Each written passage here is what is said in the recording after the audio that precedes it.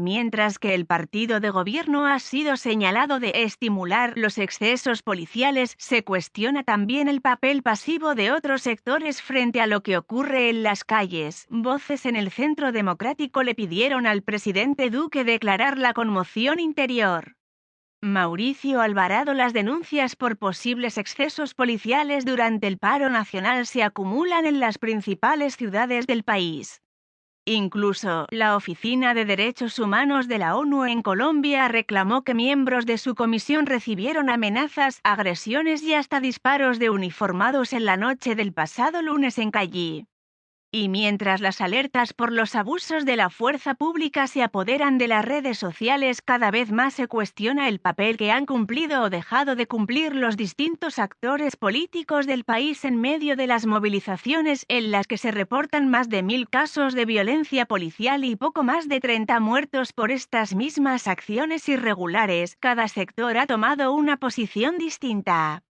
El Centro Democrático plegó sus fuerzas a favor del Ejecutivo. Aunque en un principio el partido de gobierno marcó distancias con el presidente Iván Duque frente a la reforma tributaria, los últimos pronunciamientos dejan ver el rechazo a las protestas de los últimos días. El presidente Duque, al retirar la reforma, dejó ver con nitidez que el vandalismo y las vías de hecho ocurridas durante el paro nacional nada tenían que ver con esta.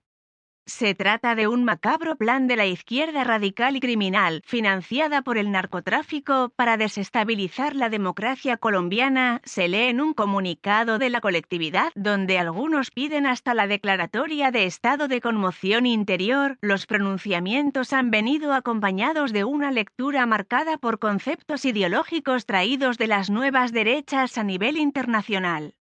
Esto se evidencia en la calificación de revolución molecular disipada expresada por el expresidente Álvaro Uribe, que hace referencia a una teoría planteada por un reconocido neonazi chileno. El exmandatario también ha sido cuestionado por el papel que ha cumplido en la violencia que ha opacado las movilizaciones. El pasado viernes, Twitter dio de baja un trino suyo en el que pedía apoyar el derecho de soldados y policías a utilizar sus armas. Esta comunicación fue considerada por la red social como una glorificación a la violencia. Para expertos, el accionar del partido de gobierno era esperable. Así lo indicó la politóloga Nadia Pérez, investigadora de la UNAB, quien dice que desde el Centro Democrático se está buscando posicionar en la ciudadanía un discurso de militarización y hasta de desconocimiento de los mecanismos internacionales. Esto último se reflejaría en el mensaje de la senadora Paloma Valencia, que calificó de politizados los pronunciamientos de la Oficina de Derechos Humanos de la ONU. Para Jorge Iván Cuervo, analista y docente de la Universidad Externado, dichas posiciones son un intento de sacar rédito político, lo cual se evidencia en que Uribe ha querido interpretar y responder a las movilizaciones estimulando los excesos que se puedan cometer. Por otro lado, ambos expertos coincidieron en que el paro no está enmarcado en un movimiento político particular. A pesar de que algunos han buscado tomar su vocería, no hay una representación verdadera de un sector político que pueda apropiarse de la movilización social. En palabras de Cuervo, en estas protestas se acentuó la ruptura entre sociedad política y sociedad civil. La profesora Pérez complementó dicha visión al plantear que hay otros sectores se han quedado desdibujados por importancia u omisión.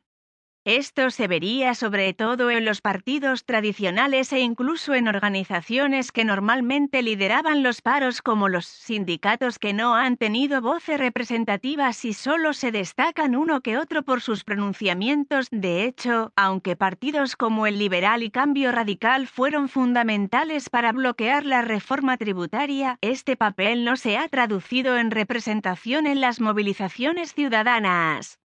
Algo similar estaría pasando con los partidos de izquierda como el Polo Democrático. Si bien algunos de sus miembros, como los senadores Wilson Arias y Alexander López, han denunciado los excesos policiales y hasta han hecho presencia en las calles, no han tenido el impacto suficiente para que se reconozca su vocería en la protesta. La falta de representación se ha visto en el Congreso, que ha sido criticado por no aparecer como institución, aseveró Pérez. Esta posición no solo ha sido expresada desde la academia. Varios congresistas, como el senador Armando Benedetti, critican abiertamente que el legislativo no haya asumido la discusión de lo que está pasando en las calles.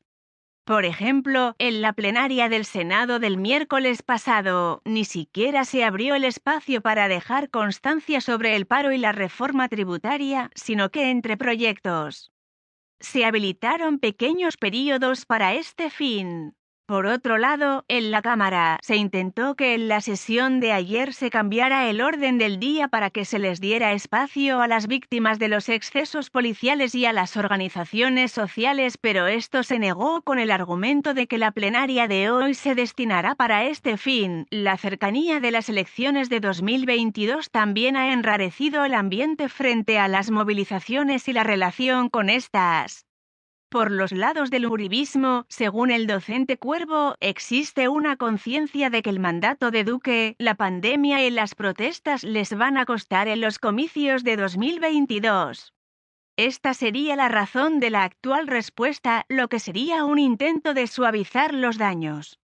Por otro lado, desde el centro y las toldas petristas la mirada sería más de precaución frente a la forma de acercarse a la movilización social, y esto se estaría materializando en la manera como se han expresado. En el caso del centro, representado por la coalición de la esperanza, el mensaje ha tratado de ser de unidad, al tratar que sus integrantes trinen de igual forma y hagan comentarios conjuntos.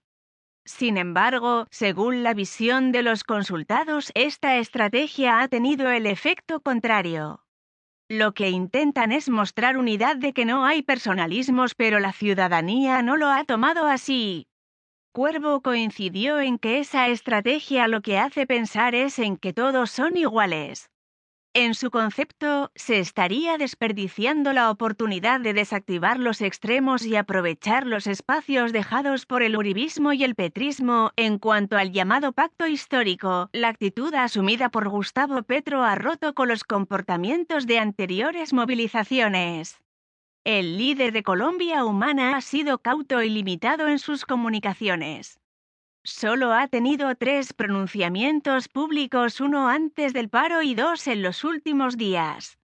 A los ojos de Nadia Pérez, al principio se pudo interpretar esta estrategia como un silencio prudente, pero ahora, con los casos de violaciones a los derechos humanos, se necesita que mueva la opinión pública para que denuncie los desmanes. No obstante, los dos analistas coinciden en que la posición de Petro es difícil, ya que por cualquier lado le cobrarán sus posiciones hacia la movilización. La actividad de las movilizaciones sociales de las últimas jornadas deja ver su ruptura con proyectos políticos e intereses de índole partidario. Estas han estado dominadas por la sociedad civil y por pequeños grupos sociales, incluso radicales. Aunque esto refleja una independencia frente a intereses políticos marcados, al mismo tiempo se convierte en un tema problemático. Justo en estos momentos que el presidente Duque anunció la instalación de mesas de diálogo nacionales, no hay la suficiente centralización para llevar estos planteamientos en voces que sean consideradas representativas. Un hecho que se vivió en el diálogo convocado por el primer mandatario en 2019 y cuyos resultados fueron limitados por este mismo hecho.